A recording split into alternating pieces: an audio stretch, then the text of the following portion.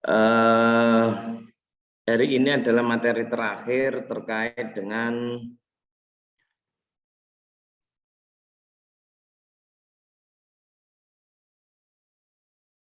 konsep abnormalitas dalam pandangan Islam.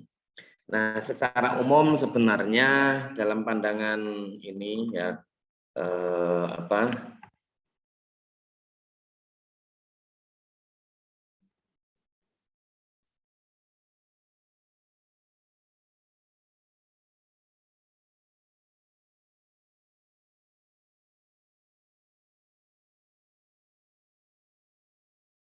saya mulai dari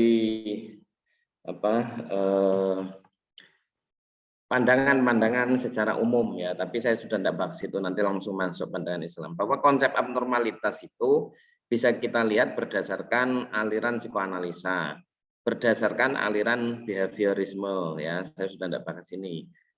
Bisa berdasarkan humanistik, kemudian berdasarkan kurva statistik ya, kurva normal itu, kemudian berdasarkan patologis diantaranya abnormal itu sendiri, seperti kemarin kita bahas tentang gangguan-gangguan seksual, gangguan kepribadian, gangguan macam-macam berdasarkan DSM-5 dan sebagainya. Nah, itu sudah selesai semua, termasuk pandangan sosiokultural ya, sosiokultural secara umum itu gimana. Nah, terakhir hari ini kita bahas tentang pandangan Islam. Nah, dalam pandangan Islam itu ya, abnormalitas itu diantaranya biasanya disebut dengan kolbun amrod atau amrod fi qulubi maradun fazadahumullahu maradun ya. Ada sebuah istilah yang namanya amrod atau yang disebut dengan penyakit atau abnormalitas. Nah, kalau hati seseorang itu mengalami yang namanya hal seperti ini, maka itulah yang disebut sebagai abnormalitas.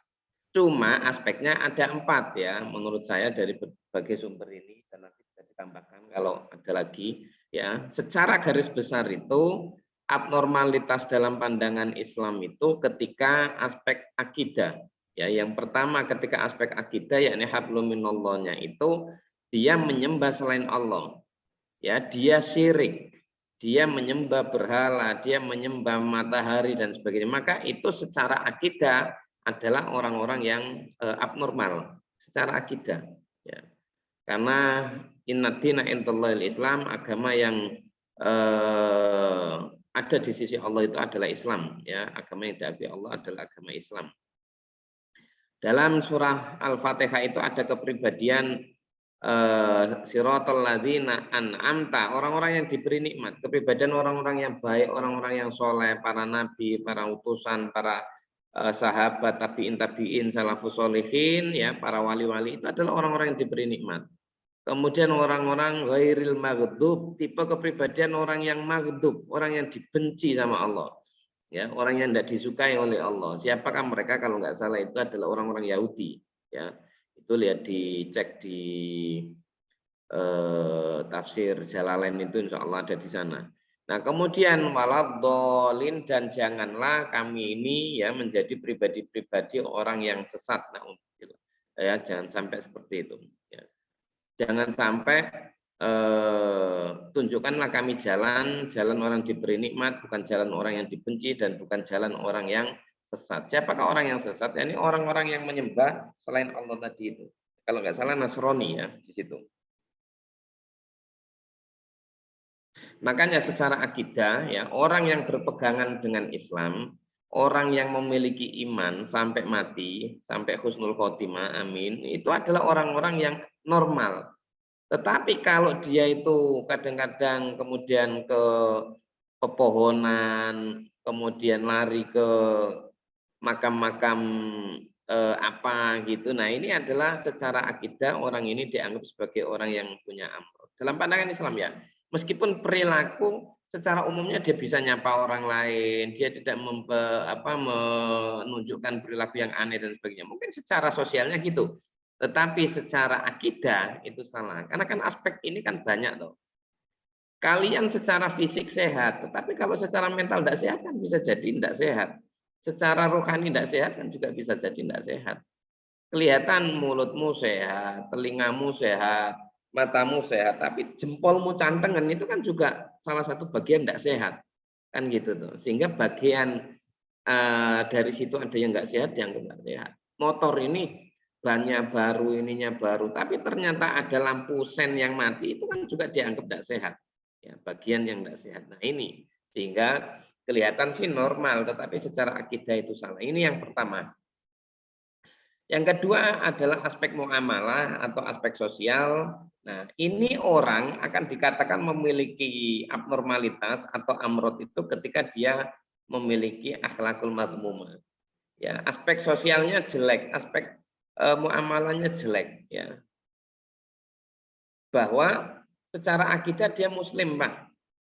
Secara akidah dia Islam. Amin ya. Tetapi kalau secara sosial, nah ini dia mengakui keesaan Allah, dia mengakui ya iman kepada Allah, tapi secara sosial, waduh Pak, ini hablum minan nasnya jeleknya minta ampun ya, misalkan ya iri dengki ini.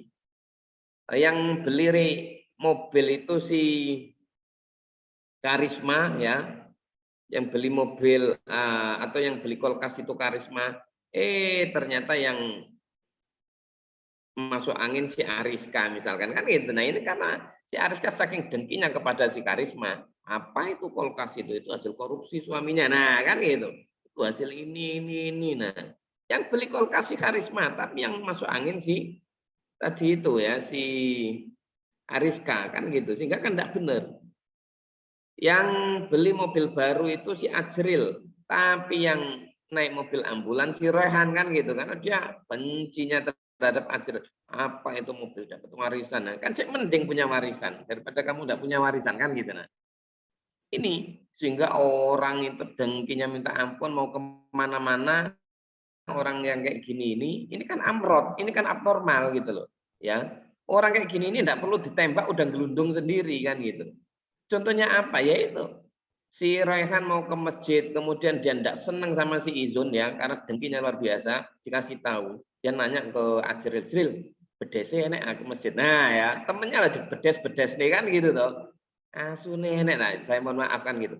Berarti kan kalimatnya aja udah jelek, temennya dibedeskan, temennya diasuh. Ono itu, ono bedes loh jero masjid itu mah misalkan. Waduh, kalau gitu saya tak sholat di rumah aja lah. Berarti kan udah kalah dia. Mau jamaah ke masjid harusnya dapat 27 derajat, dia akhirnya pulang. Kemana lagi ke toko yang memang dapat diskon bawahnya. Nah si Rehan nanya lagi. Dikasih tahu temannya, Rehan temenmu lah ada di situ. Sopo? Ya temenmu itu si bedes itu tanah kan gitu. Iya, nah akhirnya Masya Allah. Akhirnya nggak jadi lagi. Seharusnya dia dapat bonus besar karena kedengkian yang lebih biasa nggak jadi. Nah ini kan kelihatan tuh orang-orang seperti itu. Inilah yang disebut sebagai sifat dengki itu ya, sifat akhlakul mazmumah yang secara akidah memang dia orang muslim. Secara akidah memang dia iman pada Allah, syahadat, 2 kalimat syahadat diucapkan, tetapi dengan orang lain dengkinya minta ampun. Sombongnya minta ampun, ngerasa ndak ada yang paling ganteng di kampus ini kecuali dia. Alade awakmu tak nikah iku alhamdulillah lho. Kudune sujud syukur. Awak iki sing ngejar wae gantenge kok ngene. Nah, ya. Gawaya kaya ya kayak siapa gitu. Kemudian habis itu iri, apa riak, pamer macam-macam. Selain sombong pamer, nggak ada yang pinter di kelas kecuali saya. Ngambil KHS itu sambil dipegang gini. Apa KHS gitu mereka? Ya delok nih PK ku iki. 4 iki lho delok nih lho lihaten nah. Yang lain-lain dilipat ya. Nah ini di jalannya sambil gini-gini. Nah misalkan gitu. Nah ini kan kira-kira itu punya amrod atau normal kan gitu tuh. Pasti adalah orang-orang yang tidak normal. Ini dalam pandangan Islam. Aspeknya ini. Ukurannya itu awalnya adalah fi qulubihim maradun, di antaranya dia memiliki hati yang tidak bagus. Ya. Tetapi ini bagi lagi aspeknya secara akidah, secara vertikal harus iman kepada Allah, jika tidak itu abnormal. Secara horizontal hablum minan nas atau muamalah dia juga harus baik sama orang. Ternyata dia akidahnya bagus. ya iman kepada Allah, ya tidak abnormal. Ternyata dengan orang-orang baik sih, Mas, monggo, Mbak, ayo Mbak, monggo. Nah, tetapi aspek syariat, setiap waktunya sholat dia melungker, ya. Setiap waktunya puasa dia tetap ngopi, setiap waktunya ibadah yang lain dia kayak gitu itu. Nah ini waktunya sholat ya, apa bedanya dengan sapi itu? Ketika dipanggil Allahu Akbar, sapinya nah, dia dipanggil kayak gitu diem aja di kamar, diinin. Kadang-kadang malah nggak sholat, malah nggak ini. Ini kan juga termasuk orang yang abnormal. Bagus sih dengan sosialnya. Mari Mbak, ada orangnya yang temannya yang sakit dijenguk, ada temannya yang meninggal ditakziahi, ikut ngaji dan sebagainya. Tetapi kalau dia waktunya sholat tidak sholat, puasa tidak puasa, zakat tidak mengeluarkan zakat, nah itu sama aja. Itu juga termasuk abnormal. Nggak bisa hanya sepihak saja. Awakmu berkali-kali saya kasih contoh itu. Hanya makan yang sunnah-sunnah saja seperti buah-buahan toh ya, roti-roti tok, tapi tidak pernah makan nasi. Tak jamin tubuhmu itu tipis, lemir kayak kipas karena ini kayak layangan gitu kan gitu. Nanti lewat depan kipas angin geliur gitu karena saking tipisnya. Kenapa? Karena yang dimakan hanya vitamin saja ini. Karbonnya tidak ada. Tiap hari makan nasi tok, tidak ada vitaminnya, tidak ada gizi yang lain. Ya, bisa jadi diabetes kan gitu. Berarti apa? Makanan wajib lakukan, makanan sunnah juga lakukan. Ibadah-ibadah mahdoh dengan Allah harus dilakukan, ya iman kepada Allah. Ibadah mahdohnya juga dilakukan. Ibadah ghairu mahdoh seperti sosial atau muamalah juga dilakukan. Jika tidak, fi qulubihim maradun tadi itu. Fazadahumullahu maradun. Ini salah satu. Qad aflaha man zakkaha Akot khoba man dasaha. Beruntunglah orang-orang yang bisa membersihkan jiwanya, hatinya itu, dan merugilah orang-orang yang jiwanya itu dikotori, jiwanya tidak dibersihkan dan sebagainya. Ini aspek yang ketiga. Aspek yang keempat adalah aspek alam atau kaitannya orang-orang yang sering mengeksploitasi lingkungan tanpa pembenahan lagi. Ini yang disebut dengan muhlikat atau ifsad atau mufsidin itu ya.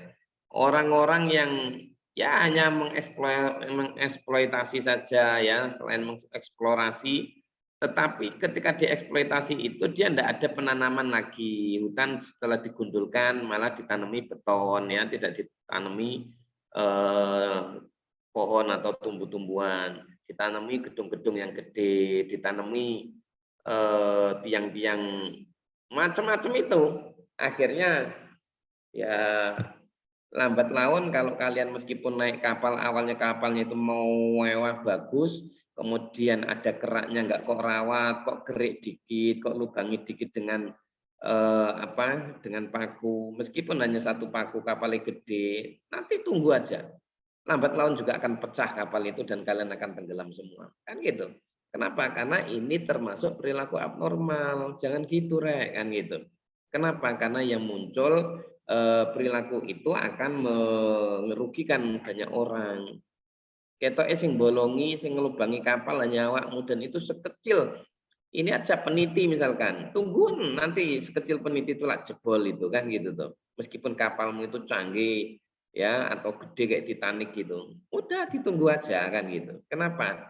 Karena yang kalian lakukan hanya ifsad, yang kalian lakukan hanya muhlikat ya, yakni hanya merusak saja tanpa memberikan ya ini misalkan penanaman lagi, kemudian antisipasi lagi dan sebagainya. Nah, inilah diantara indikator ya abnormalitas dalam Islam ya.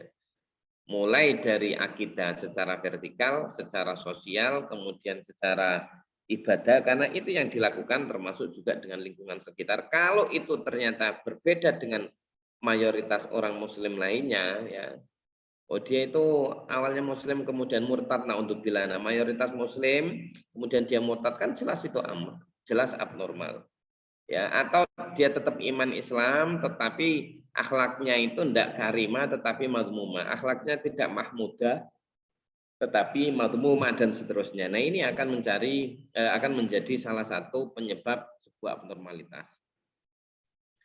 Kenapa sih kok sampai seperti itu? Ini dalam pandangan Islam. Di antaranya tadi adalah bentuk-bentuk abnormalitas. Nah, kalau ini itu adalah diantaranya ala fil jasadi mudghah sebagai salah satu penyebab. Rasulullah itu sudah menjelaskan tentang penyebab penyakit hati itu diantaranya. Apa? Ala fil jasadi mudghah, ingatlah di dalam diri ini ada segumpal darah. Kalau segumpal darah itu bagus, semua akan bagus. Tetapi kalau ini buruk, semuanya akan buruk.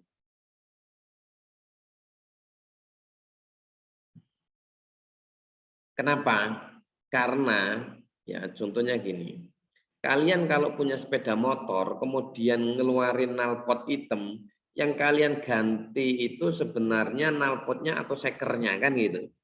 Pasti kan yang onderdil dalam sekernya. Kalau sekernya dalamnya itu dibersihkan, nanti kan yang lain-lain tidak akan terganggu ya. Akhirnya knalpotnya masih tetap, kemudian asapnya sudah tidak hitam lagi. Kenapa? Karena sekernya. Karena ala fil jasadi mudghah. Ini bulan haji. Makanya Rasulullah dalam ibadah haji itu ya, atau tawaf atau umroh itu diantaranya ada sunnah mencium hajar aswad.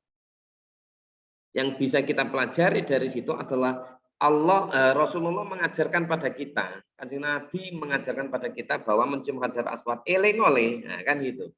Ingat awakmu bahwa batu hajar aswad ini adalah batu dari surga yang awalnya putih, kemudian kena gempa, kena banjir, kena perang, kena kebakaran, macam-macam, akhirnya jadi hitam. Ya, elengo hal ini sebagaimana ada di dalam dirimu itu hati yang awalnya itu putih bersih dari surga, nih kena gempa yang namanya dengki, nih kena gempa yang namanya sombong macam-macam, maka lambat laun hatimu pun akan hitam seperti itu. Nah itu. Ya. Sehingga apa? Di antara penyebabnya dalam pandangan Islam itu adalah karena hati yang begitu kotor sehingga ada amrod fi qulubihim maradun tadi. Fi qulubihim. Ya, bukan fi aklihim kan gitu. Kenapa? Karena itu pengaruhnya di hati itu. Saat cerdas-cerdasmu nek hatimu jelek kan jadi nggak bagus kan gitu toh. Berkali-kali saya kasih contoh. Nah, sebentar ini betul-betul. Assalamualaikum, ya Allah, ngapunten. Waalaikumsalam. Oh. Wifi-ne dereng mantep yo sewu. Mboten ngira. Panjene malam Jumat niku napa? Oh.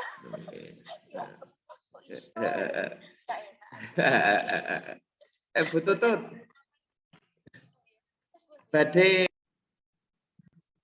bahwa di antara penyebab tadi itu karena ala fil jasadi mudghah sehingga fi qulubi maradun. Berkali-kali saya kasih contoh bahwa apa yang kalian alami secara tidak nyaman di bagian hatimu itu akan mempengaruhi akalmu kan gitu. Makanya fi qulubihim bukan fi aklihim. Oke.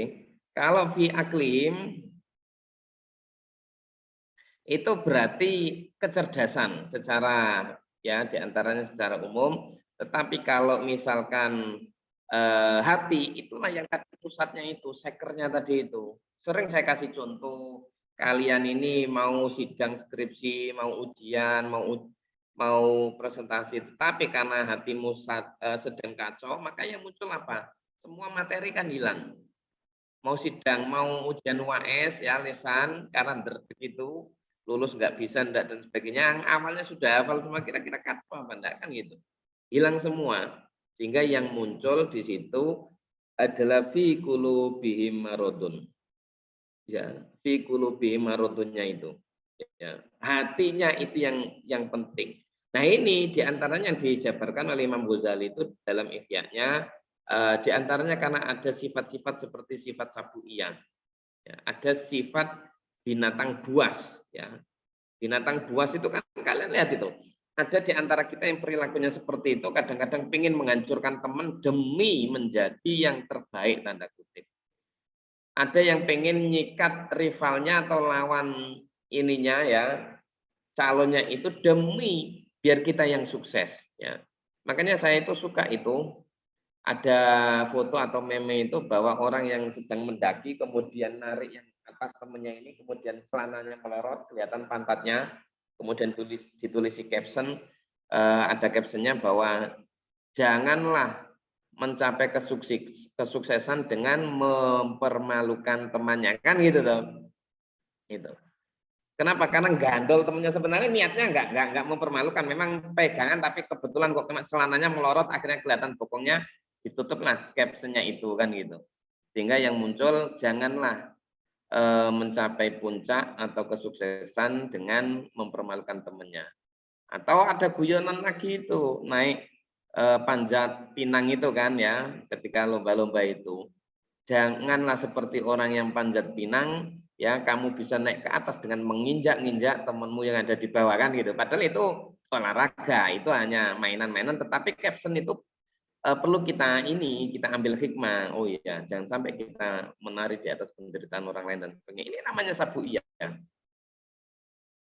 Ya, sabu iyanya yaitu tadi bahwa begitu seseorang ini dianggap ya sukses, kadang-kadang akan dimunculkanlah informasi-informasi yang mengandung fitnah atau hoax.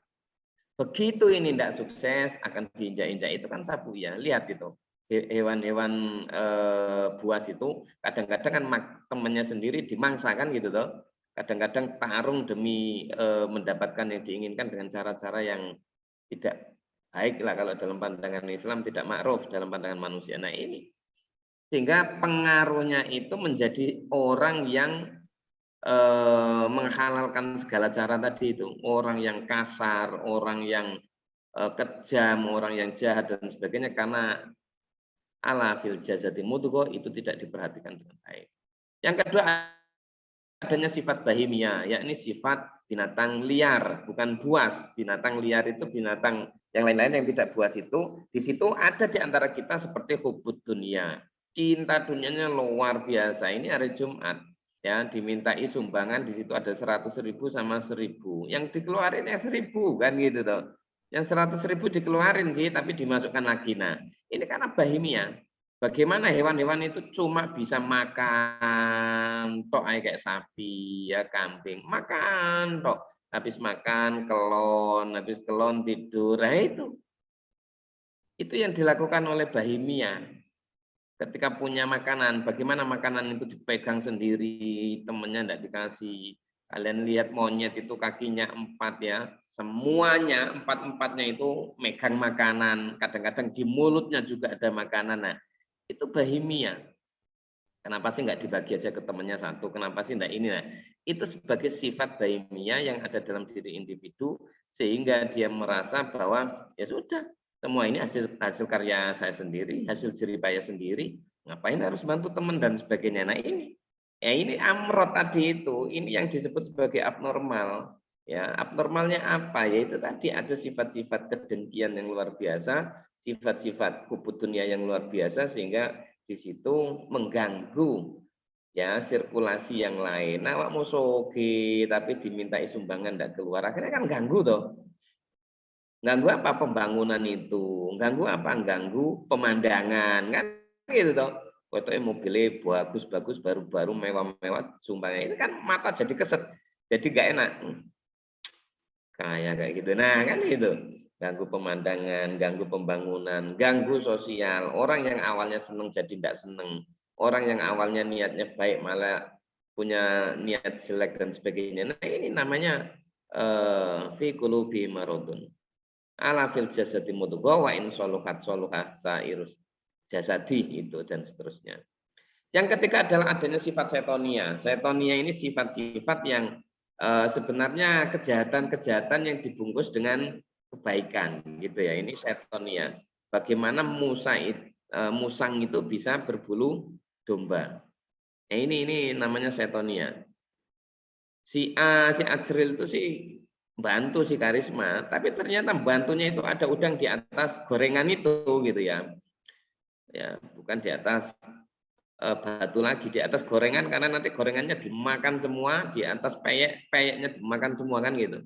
Kalau udang di balik batu, ya diambil udangnya saja, batunya dibuang. Nah ini kelihatan sih bantu kan gitu toh, kelihatan sih domba, tapi ternyata berbulu musang, ternyata ada lintah daratnya, oh ternyata lentenir, oh ternyata ada maunya pengen di ini dan sebagainya. Nah, inilah yang namanya abnormalitas, penyebab-penyebab menjadi individu yang tidak sehat, ya, termasuk dari segi muamalah, dari segi syariat, dari segi bisa jadi naudzubillah akidahnya terpengaruh dan sebagainya, karena ini ala fil jasadi mudghah. Nah, sehingga penyebab itu, ya, saya tidak bahas kaitannya secara psikologis karena sebenarnya ini juga sudah psikologis, ya. Dan ini kalau kalian bisa membuat ukuran sendiri, ya, bahwa sabu iya nanti indikatornya apa aja, kemudian timnya. Kalian bisa buat indikator-indikator itu melalui referensi Ihya Ulumuddin, kemudian siapa, Ibnu Qayyim Al-Jauzi, kemudian yang lain-lain itu kaitannya dengan tazkiyatun nafas macam-macam. Nanti akan ketemu, ya. Nah, ini yang kemudian menjadi indikator penyebab bahwa seseorang mengalami gangguan abnormalitas dalam pandangan Islam. Kemudian yang berikutnya adalah terapi. Di antaranya banyak, ya, terapi. Saya secara garis besar kalau mau terapi, bagaimana terapi sholat, bagaimana terapi wudhu, bagaimana terapi, itu juga bisa semuanya digunakan. Tetapi saya kasih di antara psikoterapi dalam Islam yang bisa saya sampaikan di sini. Yang pertama adalah adanya konsep huruf jim kha kho, yakni tazkiyatun nafas, atau di situ ada yang namanya self healing, ya. Jim kha kho itu, jim itu tajali, kalau yang sudah dapat mata kuliah itu, ya, pandangan ini apa itu, pemikiran tokoh-tokoh itu, ya. Jim itu adalah tajali, hak itu tahali, kho itu adalah tahali. Jim itu tajali, pengalaman puncak atau peak experience tanda kutip. Ketika seseorang bisa tahali, ketika seseorang itu bisa berhias dengan sifat-sifat yang baik, dan takholi berhias dengan sifat-sifat yang menghilangkan sifat-sifat yang jelek. Bahasa pojok kampung itu gini contohnya, ya.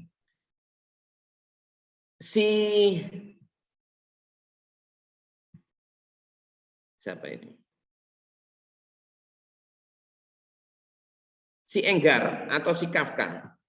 Si Kafka itu tidak akan punya perasaan wah tentang isi rumahnya seperti kulkas, ya. Dia tidak akan punya perasaan wah tentang kulkas itu ketika kulkasnya itu masih kulkas yang lama, kulkas yang rusak, kalau nggak diganjel kayu jati nggak dingin. Nah, dia akan, ya, kayak gitu itu perasaannya.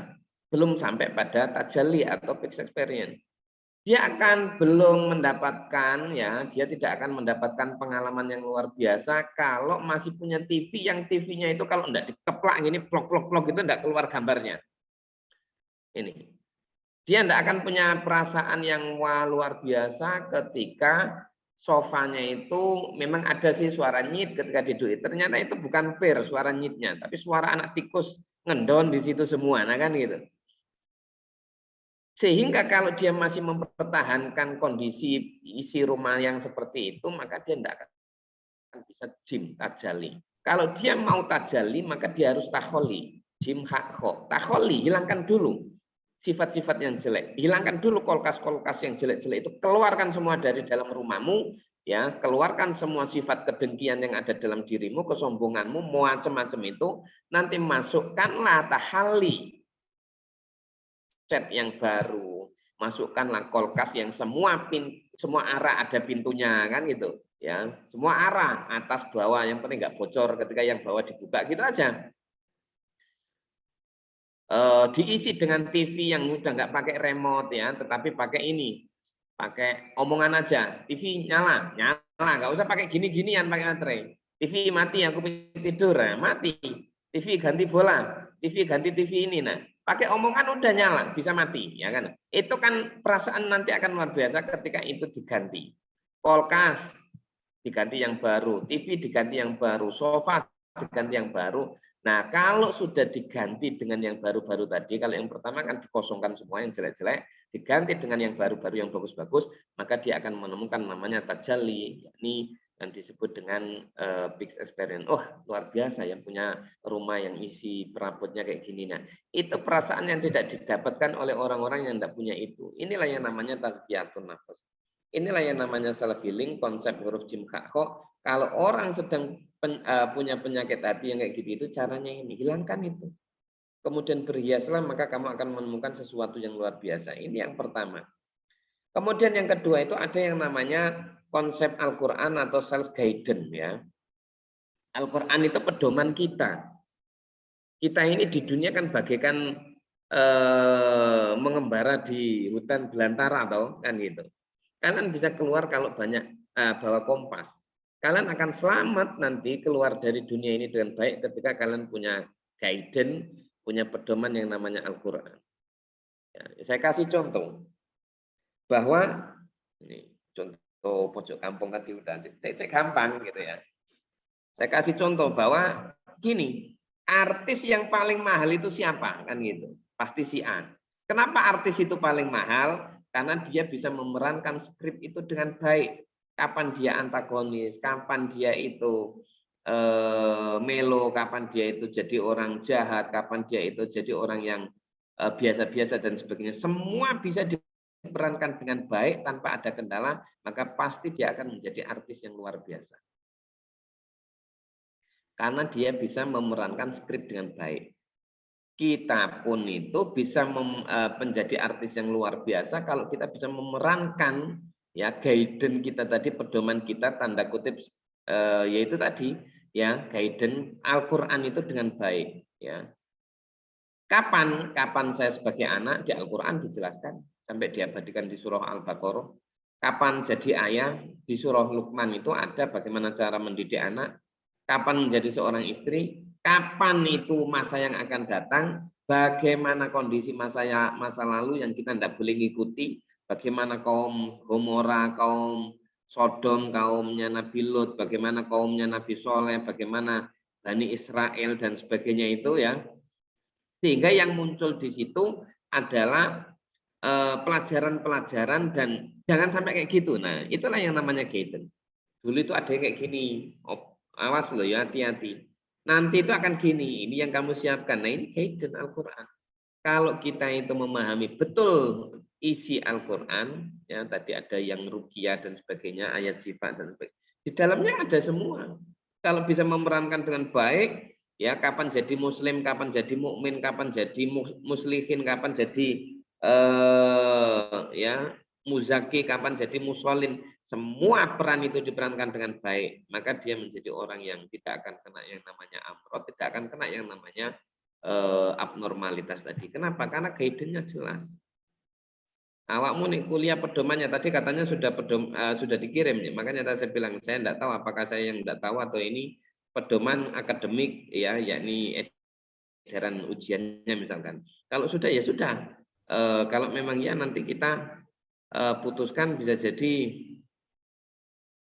tidak tahu ya kapan hari ini, kemudian nanti dikumpulkan hari Senin kalau tugas, atau hari Senin langsung kita lesan dan sebagainya. Maka itu yang akan menjadi pedoman akademik tanda kutip. Tetapi di sini Al-Quran guidance kita akan keluar dari hutan belantara ini kalau Al-Quran itu kita bawa.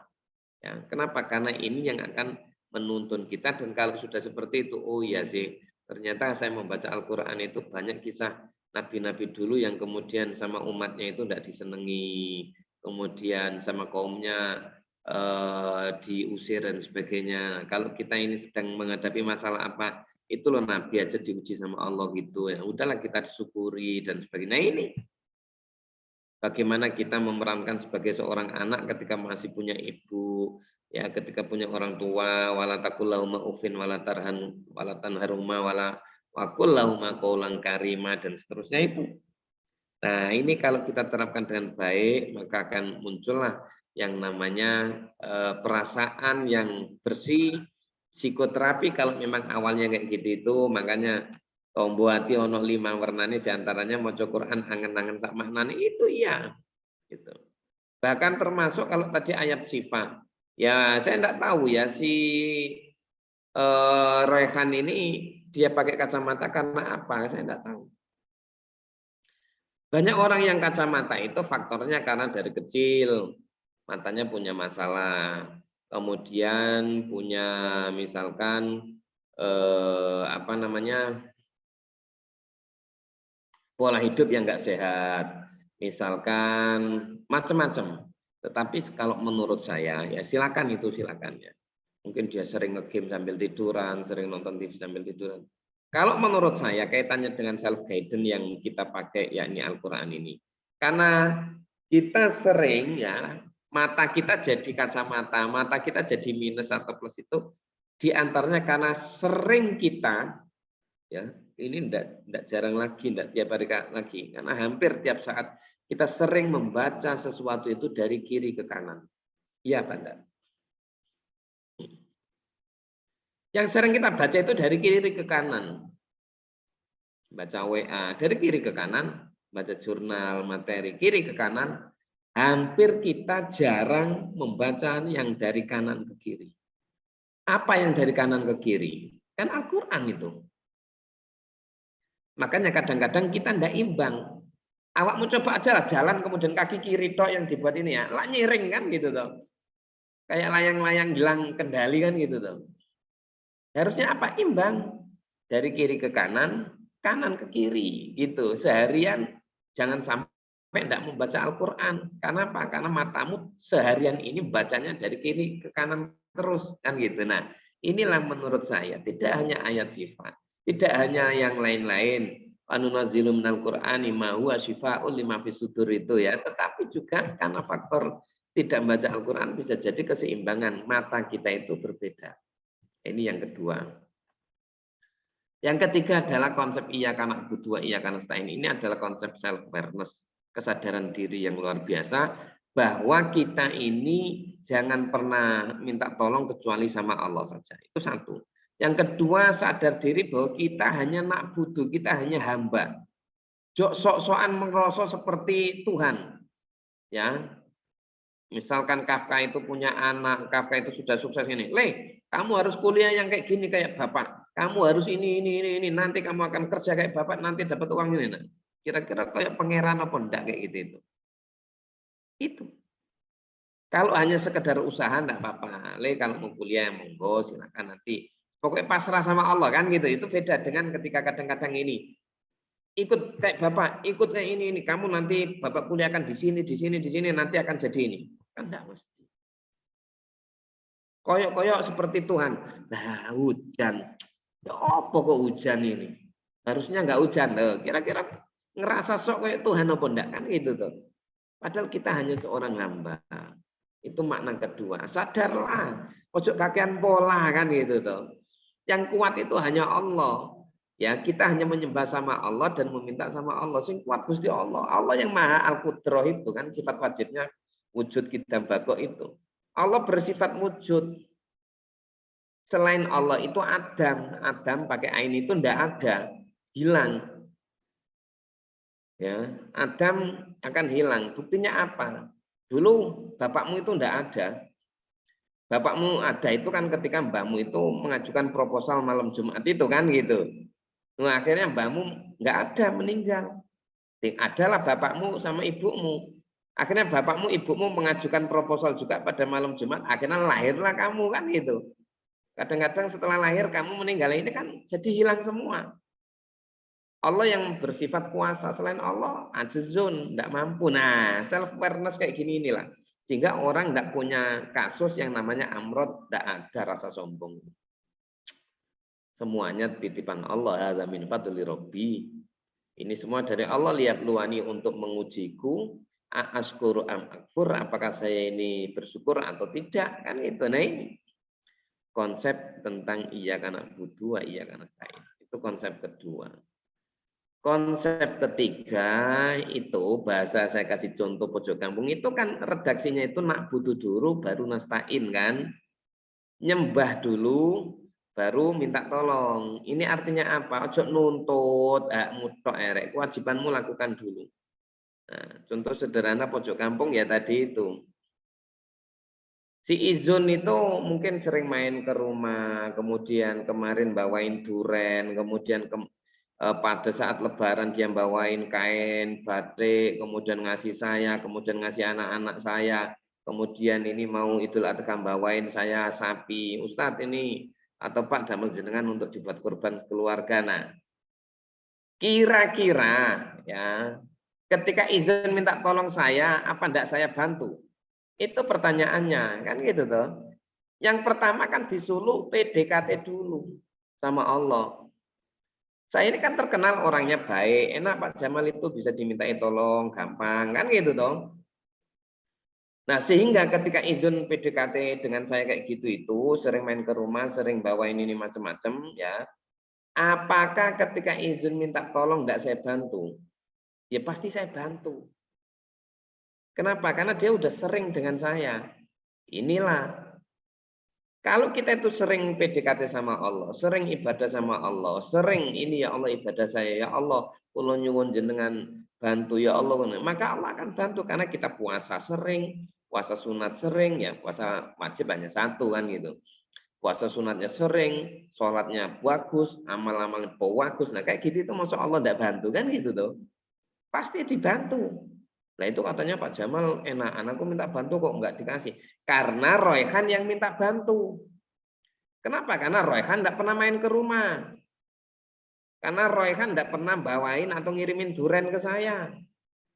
Karena Royhan tidak pernah macam-macam ya kenal saya meskipun dia mahasiswa saya, dia datang, Pak, kula niki mahasiswa jenengan.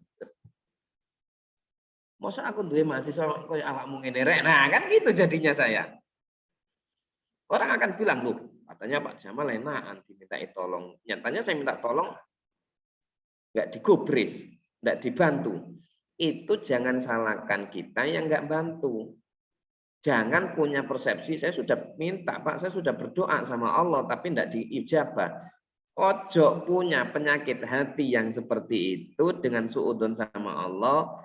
Ya, kenapa? Karena awakmu sendiri tidak pernah iya karena butuh, tidak pernah nyembah sama Allah, tidak pernah PDKT sama Allah. Tengah malam disuruh bangun, Allah turun di sepertiga malam terakhir itu. Di sepertiga malam itu turun kok. Awakmu malah enak-enakan tidur. Ya apa dibantu kan gitu. Disuruh sholat nggak sholat, disuruh ibadah nggak ibadah. Nah inilah yang saya maksud, itu contoh sederhana yang saya pakai ya supaya paham bahwa apa redaksinya kita harus kewajiban yang kita lakukan dulu, baru hak kita bisa. Pak kalau cuma CD naikkanlah Pak jadi C ke B yang D ke C kan gitu. Nah ya wis lah nggak apa-apa, itu kesepakatan bersama karena ini waktunya udah mepet. Nah misalkan gitu, kenapa? Karena hakmu sudah presentasi semua, hakmu sudah ini dan sebagainya. Nah, ini namanya self awareness. Yang terakhir adalah konsep tentang client center atau direct therapy yang namanya inna ma'al usri yusron. Terjemahan yang benar menurut saya yang pas itu adalah inna al usri, sesungguhnya bersamaan dengan satu kesulitan. Nah ini bukan sesungguhnya setelah. Kalau setelah itu salah itu karena tidak ada lafadz ba'da.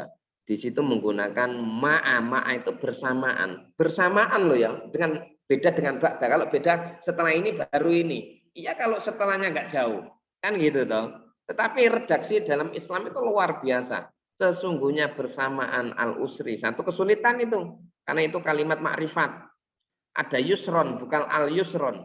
Yusron itu kalimat nakiro. Ada banyak atau ribuan solusi. Nah inilah yang namanya motivasi diri. Inilah yang namanya client center. Masalahmu apa rek? WS. Apa oh? Ya saya tahu itu saya sendiri yang salah.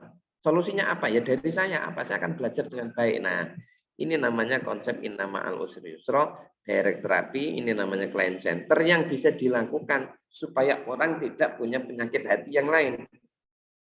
Penyakit hatinya apa? Ya tadi. Apa WS saya gagal? Loh kok bisa? Dosennya ngawur.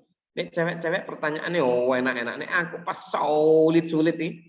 Gak karena nah, yang disalahin dosennya lagi. Ketika nilainya jelek, dosennya gak seneng sama saya. Nah, salah lagi.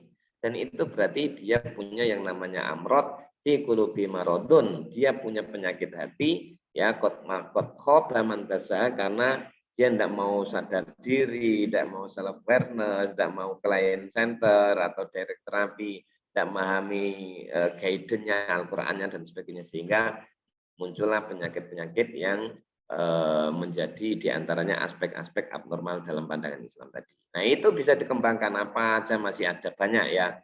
Itu tadi kalau mau menggunakan kitab Ihya itu luar biasa, khususnya di jilid 3 itu tentang nafas itu ya, jilid 3 yang saya tidak tahu yang terjemahan jilid berapa, tapi yang di Arab yang kita ngaji itu ya di jilid 3.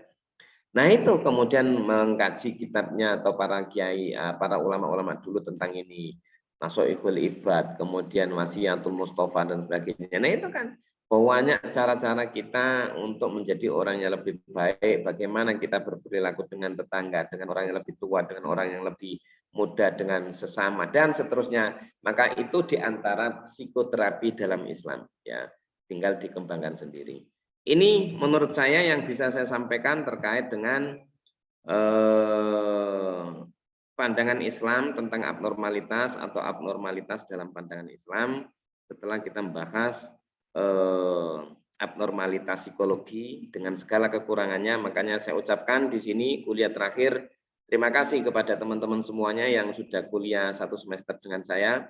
Masih banyak yang belum saya sampaikan, masih banyak kekurangan dari saya. Segala kekurangan itu saya mohon maaf ya. Semoga ya saya doakan semoga semuanya menjadi pribadi-pribadi yang sukses, pribadi yang suksesnya dengan berkah, semua cita-citanya dikabulkan oleh Allah, menjadi pribadi yang soleh, soleha, lalu dalam lindungan Allah, fi aunillah, wa fi hifdzihi, wa fi ridho ila yaumil qiyamah, wa fi syafaati Rasulillah sallallahu alaihi wasallam. Al-Fatihah.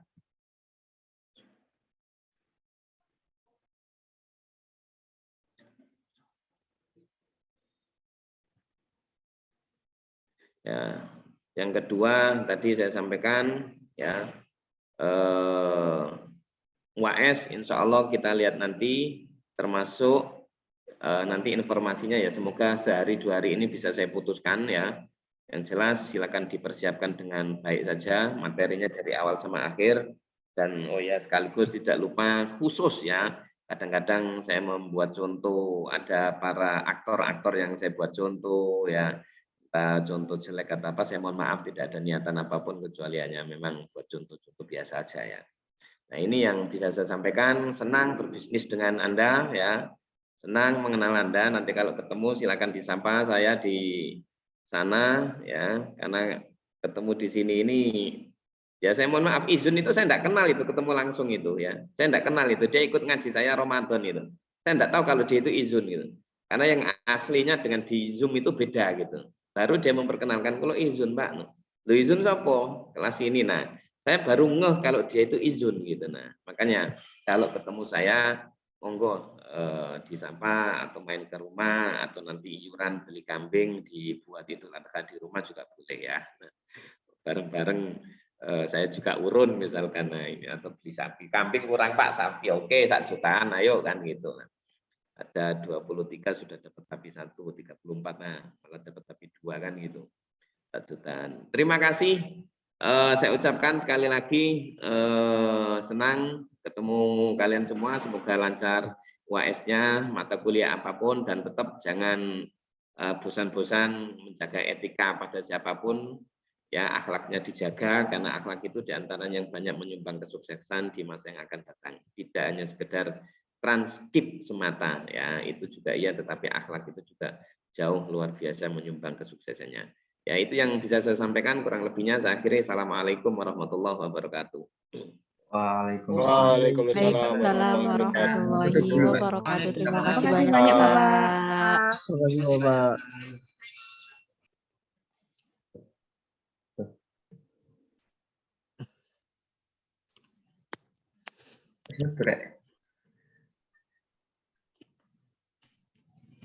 Lek sowan ya ajak-ajak kancane masih. Kancane ya dipikir to Mas. Ya, wedhus ta iki. Aja lali nim nama. Sate ae masih. Sing di ternak-ternak nang di list kene nanti terke. Ojo lali